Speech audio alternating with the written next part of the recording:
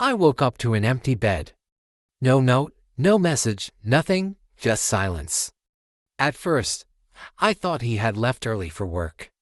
But as the hours passed, I realized something was wrong. His clothes were gone. His phone was off. And then I found the letter. I can't do this anymore. Don't look for me. That was it. After 5 years of marriage, my husband had vanished overnight. And he didn't just leave me. He left behind something else, $30,000 of debt in my name. Looking back, there were signs. Small things, late nights at work, hidden bank statements. Conversations that suddenly stopped when I walked into the room. But I ignored them. He was charming, successful, everything I thought I wanted. We had a nice apartment, weekend getaways, expensive dinners. He always reassured me, we're building a future together. But what I didn't realize was that I was the only one building it. After he disappeared, the calls started. Creditors demanding payments for loans I never knew existed. Credit cards maxed out in my name.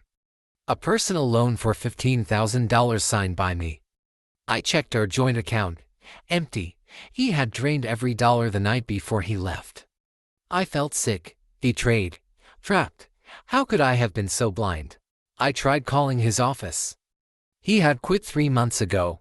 His friends, they hadn't seen him in weeks. His parents, they refused to talk to me.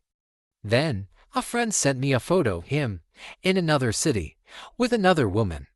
Smiling, holding hands, like I had never existed. I wanted to scream, to break something. But none of that would change the reality. I was alone, broke, and drowning in debt. The next few weeks were brutal. Collection agencies threatened legal action. My landlord gave me a final notice. I had no idea how to move forward. I spent nights searching for ways to fix my credit, how to dispute fraudulent debt, anything. But legally, since we were married, I was responsible for most of it. One night, sitting in the dark, staring at the stack of bills, I realized no one was coming to save me. I had two choices: drown in this mess or fight. I chose to fight. First, I called every creditor. Some were willing to negotiate, others weren't. I picked up extra shifts at work, sold everything I didn't need, moved into a tiny apartment. It was humiliating, but every dollar paid was one step closer to freedom. Then, I went after him. I hired a lawyer, gathered every piece of evidence I could. It took months, but eventually, I had enough to file for divorce and take him to court. I never saw him again. Last I heard, he ran off to another country.